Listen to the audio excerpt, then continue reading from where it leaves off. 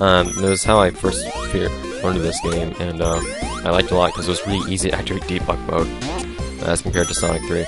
But anyways, welcome to Hydrocity Zone. Alright, so one of the first things to do, I think, is just hold left and not fall straight into the water because you can get all those rings. And bear with me here. You can see state slot 9 saved. The reason I do that is I'm making a save state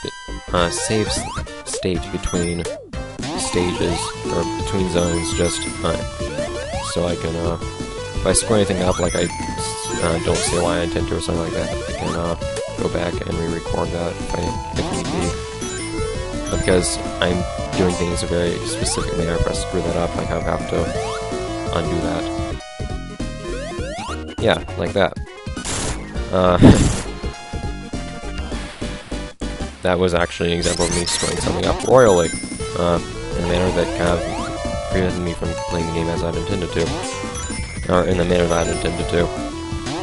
And it also serves as a prime example of, not a prime example, but serves as an example of how this whole thing works, as I was just talking about it. Anyways, so Hydrocity, oh god, let's break it up. Hydrocity Zone Act 1 is basically broken up into two paths, an upper path and a lower path. Bonk. Each path has a giant ring on it at one point. Upper path has it really early on, lower path has it at the very end. So what I like to do is, naturally, because I want to get all the Chaos Emeralds as quickly as possible. Okay, there we go. I like to actually take both paths, which means a little bit of backtracking, as you'll see in a minute. So, unfortunately, most of the special stages are actually quite open-ended, which I do dislike quite a bit, because you can actually end up getting lost. This is where it comes to be to your benefit to actually have memorize the stages, but it's not necessary entirely. I notice that you're fumbling around a lot longer and kind of at risk of accidentally screwing yourself over because you're going too quick. The longer you stick around, because you end up going faster the longer you stick around. So, if you do know your way around it, it makes things easier, but all in all, I still stand by my whole notion of what mattering more being your general ability at Blue Sphere rather than the whole stick with knowing what each stage is like. Yay! What is that, number 5?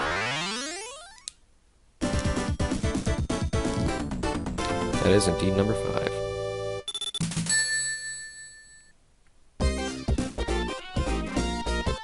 Anyways, as much as it pains me to do this, and there's no actual way to get back on to the lower path from here, so all I'm going to have to do is... Sorry about this. I'm just here for a minute. I guess you'll get to see a fun little drowning animation. This drowning death is slightly different from regular death. It'll also be the first death. It won't be the first death you see because I got crushed earlier on. Whatever. And Sonic is oddly content with drowning, I guess.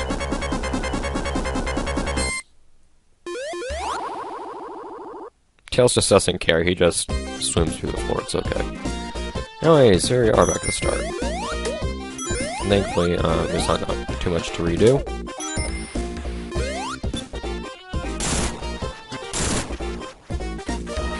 Because the fork in the road was right over here. In the very beginning. Tails, God.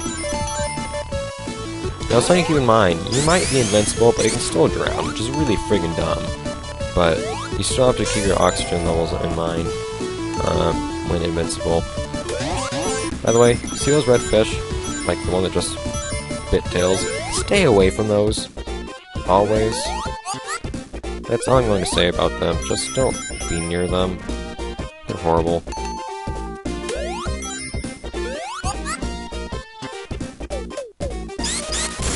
Anyways, nice little water shield over here so I don't have to worry about oxygen anymore. And now Tails is drowning, because he can drown independently of you. You know, to see his nice little counter above his head. Ta-da! Drowning. But yes, this is where Hydrosity Zone is where the water shield becomes useful. And its balancing ability isn't too great, even though it does let you jump higher than you normally would. But it is most definitely quite nice to not have to worry about drowning at all. So I think I mentioned earlier that I'm going to... Oh, hey, a new special stage. Or bonus stage. So easy to get the terms confused. By the way, these bubbles do absolutely nothing. You can touch them. But,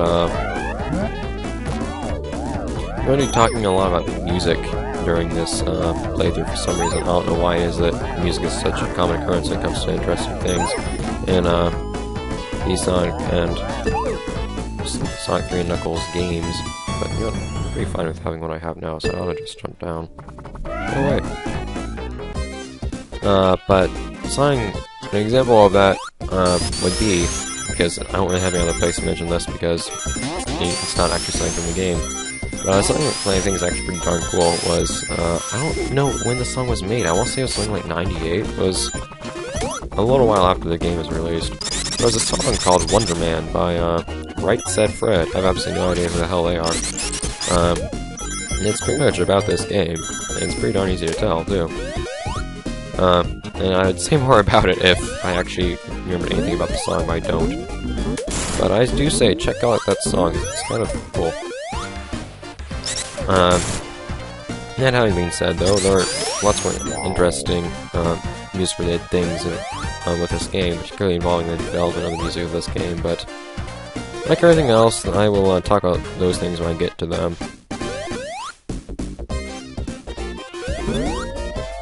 When I get to a point at which they are relevant. And one of those points will be very soon, actually. What? Really? Sonic? Darn bubble ability. Oh!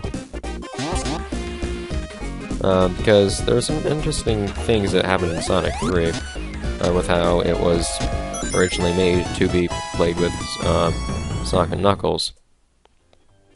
Sonic. And we'll be seeing that in just a minute, but first we have this special stage out of the way. Want a couple more of these. Alright, because this is Emerald number 6. So this is another special stage that's organized into rooms, which pretty much makes things once again really easy.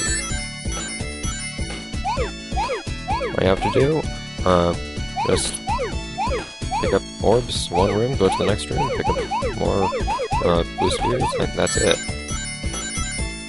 And going in pretty much any order of the rooms will generally end in you not having to jump over any red spheres. But that can occasionally happen. Not that that's too difficult to pull off, though.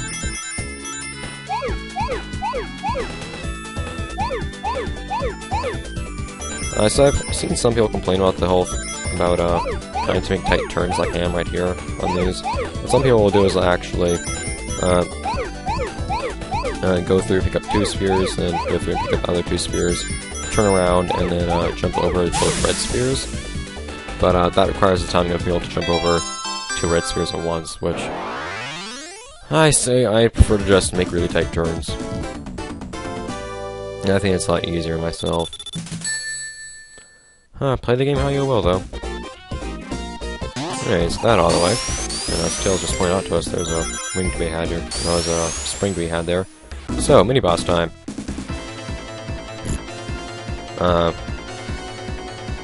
You just...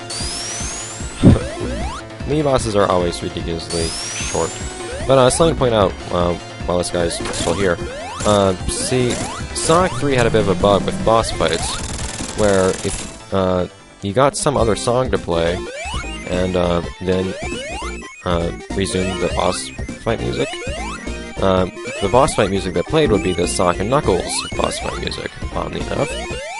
I'm guessing this was just some kind of remnant of having originally supposed to have been Sonic and Knuckles, or if Or maybe it was something like just a little overlook when it came to preparing this game to be workable with Sonic or with Sonic and Knuckles. But either way, a good example of a place to do that would be in this particular fight. If you began drowning, and then oh yeah, I got a line. If you began drowning and then jumped back out of the water, you this music that would start playing was the Sonic and Knuckles music. Fun stuff.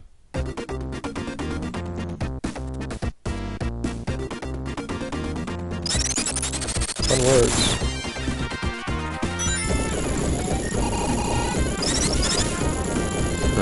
No, I just realized something, actually. Damn. I think I'm gonna have to cut up these episodes in a really awkward way. Yeah. Sorry about the episodes being cut without an outro. That's something I like to do, but oh well, I guess.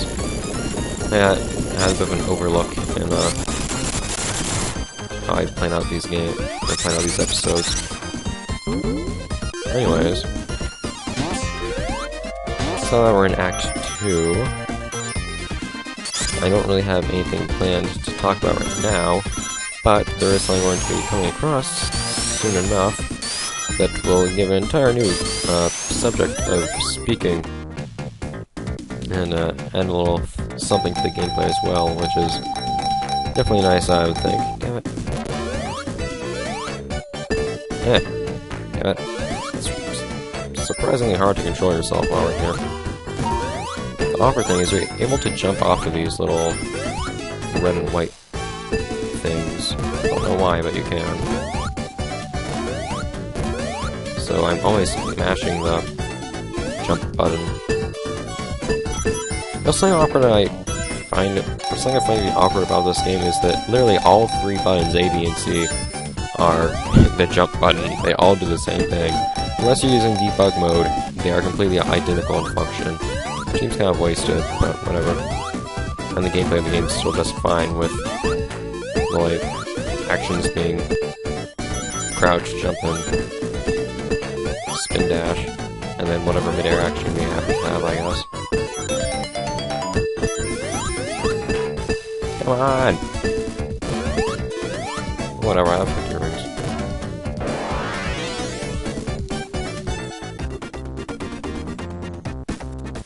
Huh. Ow. Most Sportivo tattoos, they're really easy to not get hurt by, but there are a couple instances in which it's surprisingly easy to have one run straight into your face. It's of serious pain. I think C tells how it sucks at following up. Well, actually, something I really like about this area is how you have these things here. This actually, I really like this, because something you wouldn't see in old games like this, or anything resembling 3D, because you just had sprites, but here you actually have a nice little panoramic, or whatever you want to call it, of each character as they stand on these kinds of, I just missed something. Let me go down. Let me go down!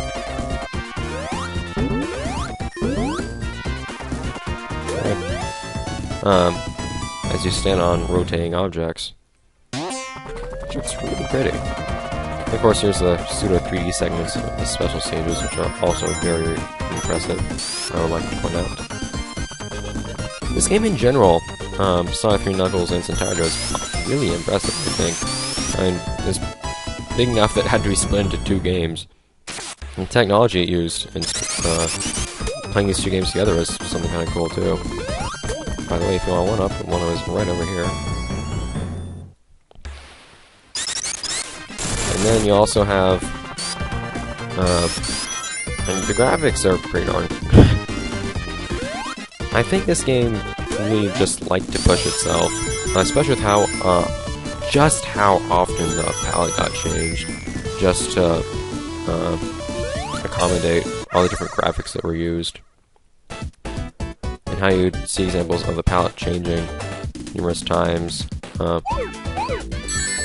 changing just on the fly, and certain animations in the game would actually be dependent on the palette changing the whole time.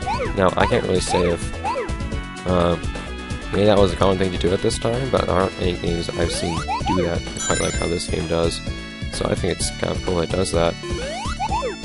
And Sonic 3 definitely did get plenty of recognition. Sonic and Knuckles didn't, but whatever. I consider Sonic 3 and Sonic can also be one game anyways.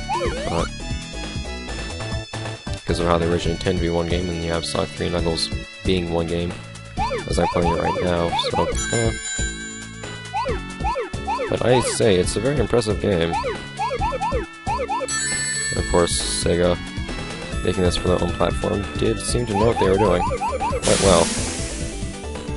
Very fun game that's easy to play through a lot, and very impressive graphics and all that crap.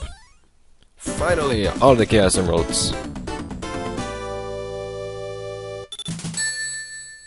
Now, as you might be able to guess, you can be supersonic. Now, unlike in Sonic 2, going super doesn't happen every time you just jump into the air if you have 50 rings. Instead, in this game, it's a little bit less annoying.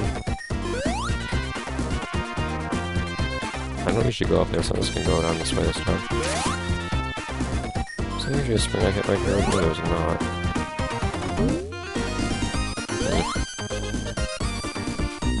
Really? So I'll go up the easy way. Whoops, oh, you can do that too. Instead, what you have to do is you have to jump while you're in midair. And while he was supersonic, as you can see, he runs, he accelerates friggin' fast. He runs really fast too, as you might expect. And now certain item boxes will look slightly different because of the palette being changed. So the way that Supersonic's animation works is the palette, the blue on his palette, is now yellow, but also is changed to white and then back to yellow very quickly, actually. Which means that certain item boxes will actually be flashing as well. Anyway, Supersonic takes a little getting used to control because he accelerates so freaking fast. And of course, he's eating up rings the whole time. One way to stop eating up rings so much is to simply go into a bonus stage. Can't go into special stages anymore, as you might expect, because we now have all the chaos rolls, so there won't be any point. But, looks like we're now, so Tails doesn't accidentally pick up a flame shield. But instead, giant rings will now give you 50 rings, which is very nice, because that's enough to become super. Now, however, as you can see right here, I can't actually just become super at any given time. If you have a shield, you can't actually become super. Don't get crushed, by the way. God, and Tails did exactly that. Nice.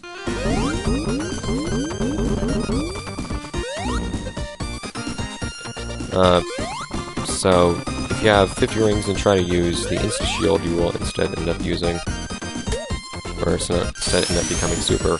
By the way, that hand right there, if you time it wrong, Sharkpedo can actually hit you while you're held in place by the hand, which always pisses me off.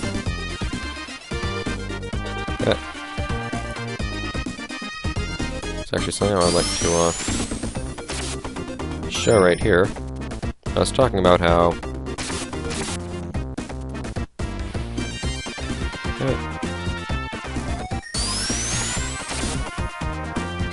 I've been talking about how giant rings will not give you 50 rings. Now I'd like to make an example of it right now. Damn it!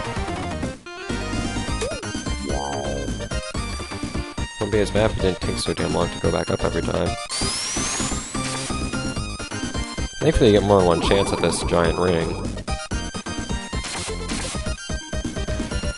The air is being replenished all the while. Anyways, the rotating platforms are weird, you can't bounce on them. Anyways, right up here. Plong. Nice. Another 50 rings right there. But now we're going to be super, that changes things quite a bit, and it makes boss battles ridiculously easy, as you'll be able to see in just a minute. Now, something to keep in mind, though, Supersonic can still drown. Just kind of dumb, but it's there. Supersonic can indeed still drown, so never mind. Yay, my favorite special stage.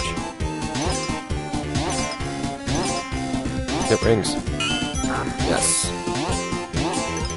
That's the purpose of those black gumballs, by the way, in case you're wondering. And you just bounce off of them to go back upwards.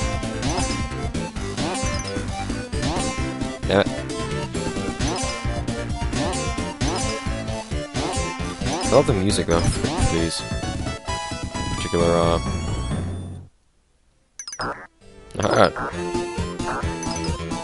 Ah, come on! I also got those rings. Anyways, I just love the music for that particular special stage. I don't know, for that bonus stage. Blah, I don't know why. Anyways, here's a boss. Bosses don't like Supersonic.